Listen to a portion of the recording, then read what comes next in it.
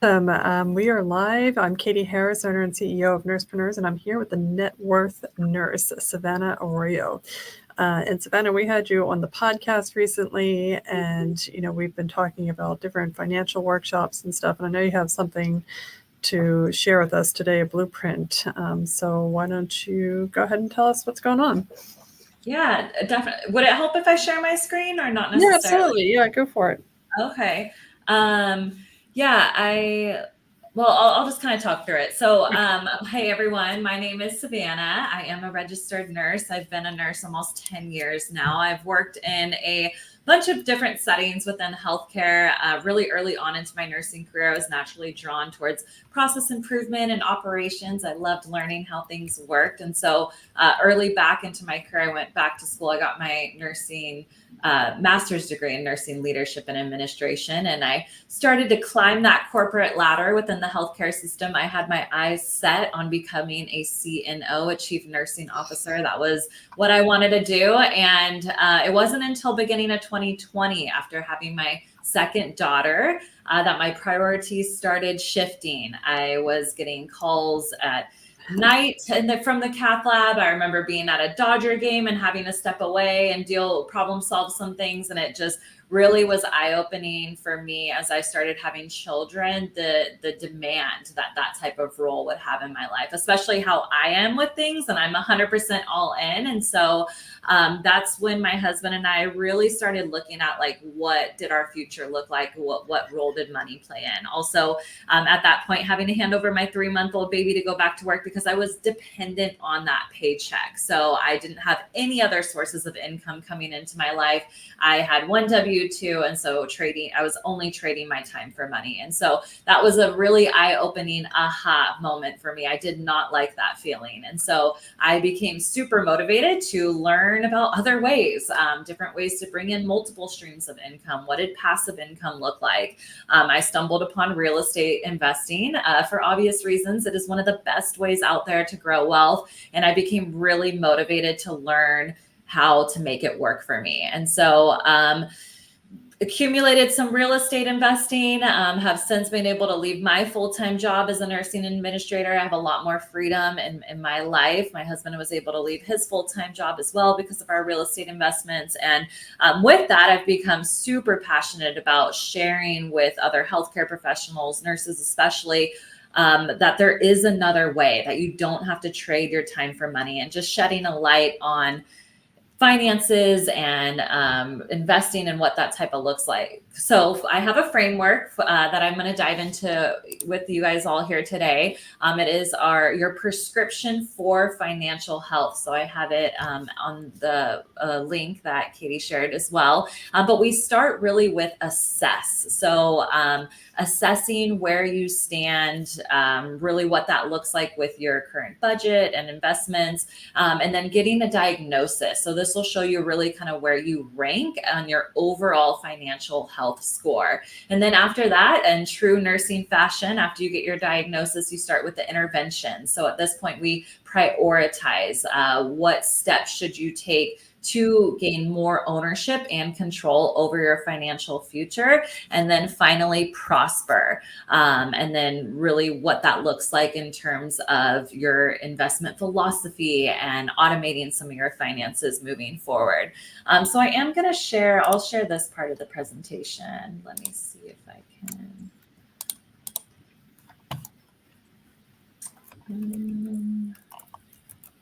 Do you see how to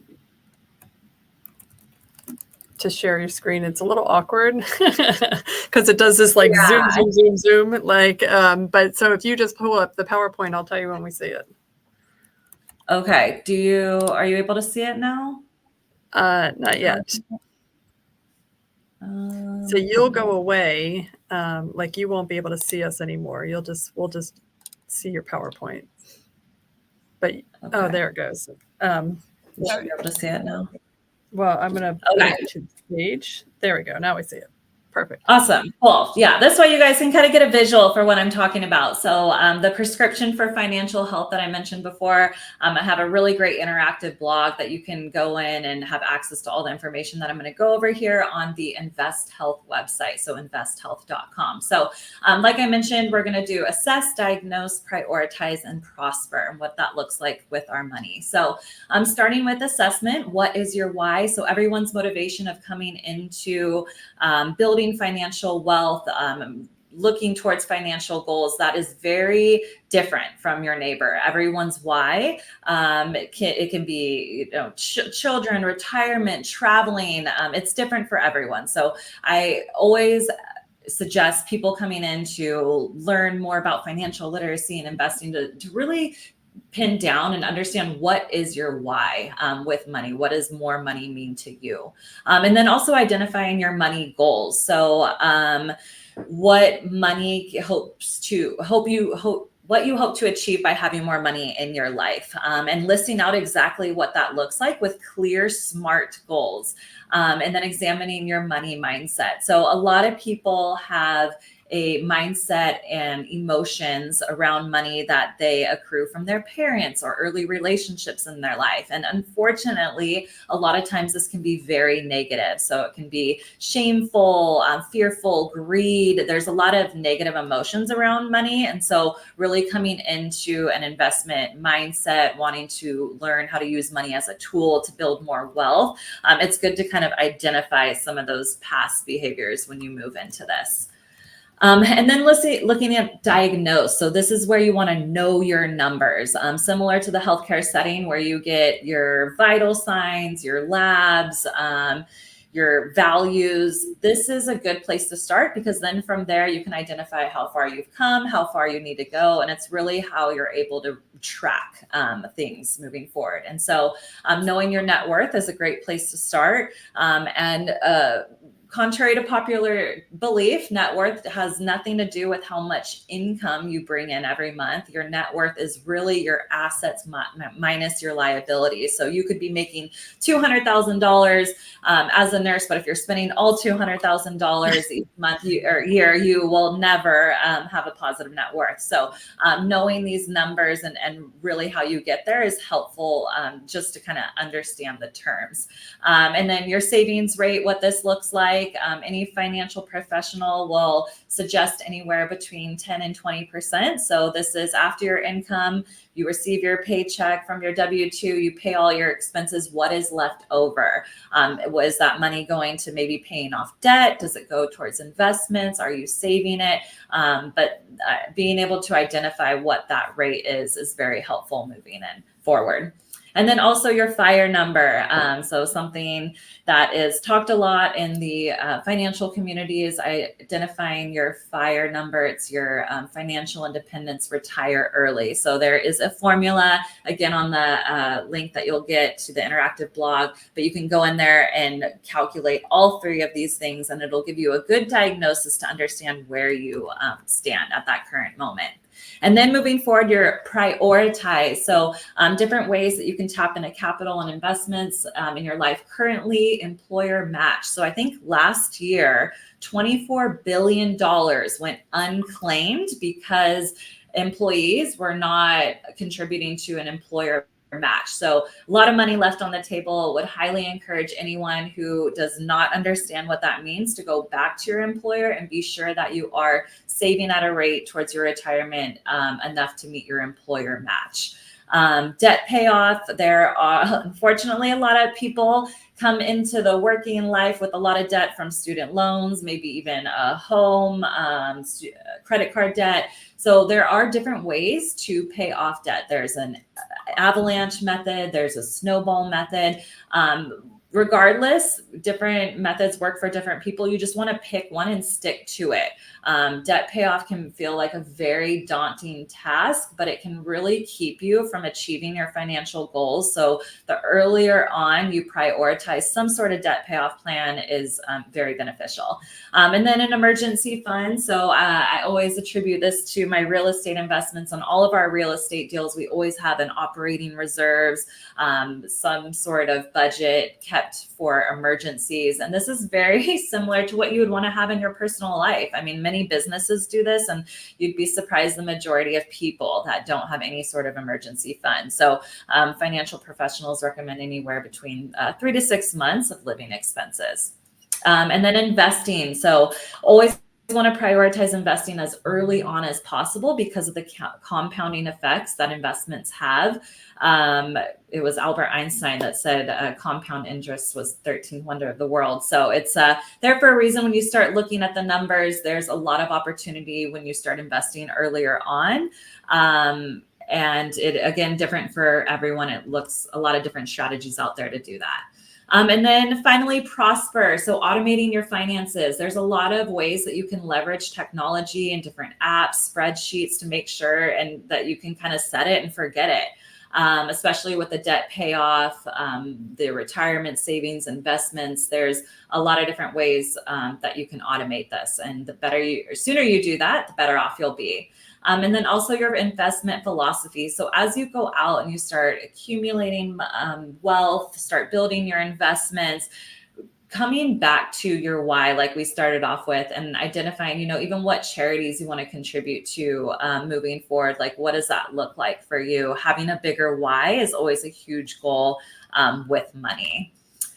So that's pretty much all I have for the presentation of your prescription for financial health. Again, more information about me and where you can find me. And then here is the pathway to prosperity that I mentioned early on. So this is an interactive guide. It'll have all the formulas and tools that you can plug in there, and it'll give you some cool answers and steps you can work with. Yeah, and I also put that in the comments, so you can just click on it or the QR code. I love QR codes. I actually get mad now when there's no QR code. Yeah. So awesome. Yeah, I love this, and it's so important because for a long time, it really was, like you said, the kind of the paycheck to paycheck, right? And you'll never get out of that cycle if you don't figure out a way to manage the money that's coming in so that there's something that you can use to invest in something that actually grows your money. And that was a concept that kind of blew my mind years ago when I was like, I don't want to keep working this hard because if I stop, the money disappears, right? Like I need something where the money keeps coming in if I stop. And I think what you're presenting here is a way to do that. And yeah, I think it's amazing. Awesome. Yeah, no, I love joining forces with nurses like you who are just shedding light on the alternative options out there. For me, it was like, I'm such a proactive person and I know so many amazing nurses that are also the same way. Yet because of the ways that we're taught to invest towards retirement, we won't be financially free until maybe if we're 59 and a half. And then we just kind of settle with that and don't think that there even is an alternative option. And so for me, what I've been able to create just through real estate investing in my life, just sharing that there are other options, for nurses, for healthcare professionals, for anyone who's really looking to take more ownership and control over your financial future. The more you do that, the better off you'll be. Yeah, and you have to be brave enough to look at the numbers, no matter how bad you think they might be. Like you have to look at them. Yes, thank you for pointing that out. Be brave enough. That's a great way to put it. I love it.